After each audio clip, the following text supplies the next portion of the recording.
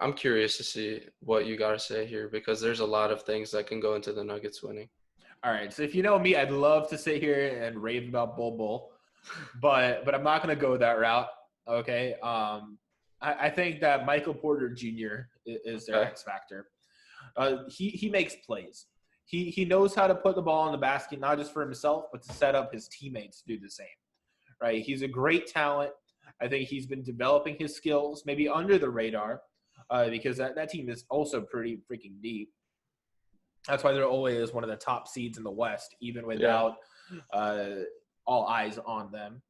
Right. So Michael Porter Jr. He can easily come off the bench and just give the other team some buckets. Right. He Yeah. could shoot the three. He could shoot it up in the mid range. He could get all the way to the basket. And he's not as selfish as some people might have thought he was entering the league. He knows how to find the open guys. Maybe that's Jokic rubbing off on him a little bit. But he plays well within that system, and I think he can make some. He can win some games for them by himself. I feel like for Michael Porter Jr., you talked about his playmaking and all of that being his X factor. I feel like his X factor for that team is his health. Yeah. We've seen Michael Porter Jr. have all these injuries even before he entered the draft. He's been dealing with them ever since he's been in the league. And if he can maintain a healthy bubble season, I feel like he could be big for that team. I want to talk about one of the least talked about players in the NBA nowadays. So, and I don't think it's warranted. Paul Millsap, former All-Star, goes into games and balls night in and night out. And I feel like just because maybe the Nuggets are in a bigger market team, that people do tend to ignore Paul Millsap's production. But he consistently goes into games and dominates and destroys. So my X factor isn't just Paul Millsap, but Paul Millsap's low post offense scoring, feeding off of Nikola Jokic.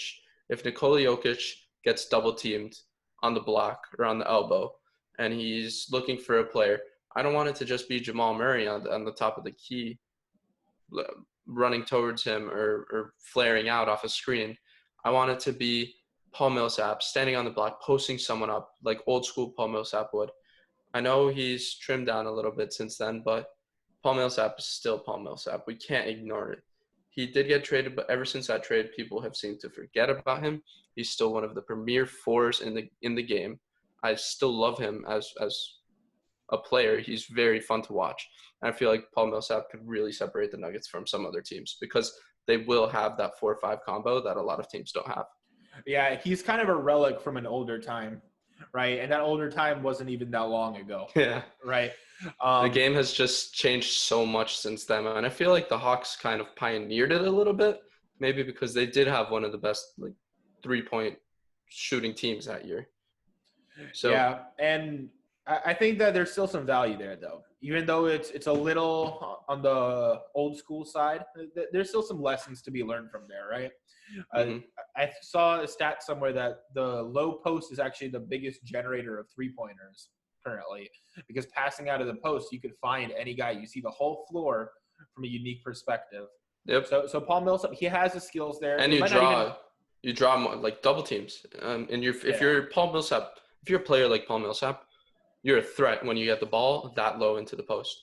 Yeah, so it might not Teams will even be have his to gravitate scoring. towards you. It might not even be his scoring. It might Just just his be the way that presence. his gravity Okay. on the floor. But I'm still gonna go with Michael Porter Jr. No, okay, it's fair. But more for Michael Porter Jr. on his health side. Mm-hmm. Okay, so the last team that we're going to be discussing right now is the Utah Jazz. We know that I'm going to go with something interesting here. Not really a player, but the tension in that team. So I was thinking about players. I was thinking maybe Mike Conley could be good, maybe. But I feel like can they recover from Rudy Gobert spreading the coronavirus to that team?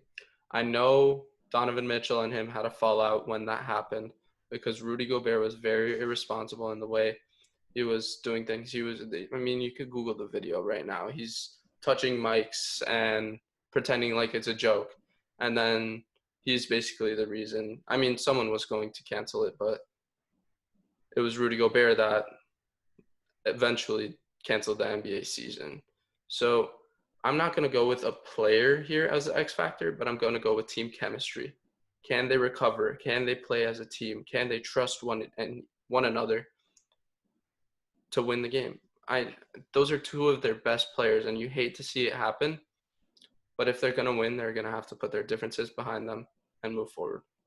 Yeah. Now, in Rudy Gobert's defense, I think the physical nature of basketball, even if he wasn't being so reckless, it likely still would have spread. They're playing in practice, right? They're all over each other, right? They're sweating on each other, they're spitting on each other. So even if he wasn't being reckless, I think that if he caught it, he would have spread it. But I see what you're saying, right? Because it's more about the optics than about the more logical, rational side of it, right? He seemed to not care that he could possibly spread it. So that's more of where the tension would be, right? It's not Rudy's fault that it spread to the team. It's more his fault that he was being so nonchalant about it. Exactly. But I'm going to go more on the basketball side, not the team chemistry side. They lost a big piece in them that didn't travel to the bubble in Bogdanovich. So we need someone to take his spot, and I think that's Joe Ingles. Okay. The way that guy spreads the floor, we've seen him play some big defensive minutes against some stars. He had some big plays against Paul George in one of the past playoffs, right? So I think his shooting really opens up the floor. This is a team that gets a little congested at times, right? Because one of their star players, Rudy Gobert, can't really operate outside of 5 feet from the basket. So they need as much shooting as they can get. The bubble has not been kind to them in terms of which players traveled and which hasn't. So the guys that have been on the team, they have to step up. And that's, in this case, I think that's definitely Joe Ingles. Another quick possible X factor that I considered, which could define if the Jazz even win a playoff series, is Rudy Gobert's shooting at the free throw line. But that's if he could shoot, I don't know, 60%, they have a better chance of winning games. Yeah. But personally, I feel like the chemistry is more important than that. If they don't even like each other when they're playing, what's the point of playing? Thanks for watching. Make sure to like, comment, and subscribe, and follow our social medias for more updates. See you next time on Backseat Banter.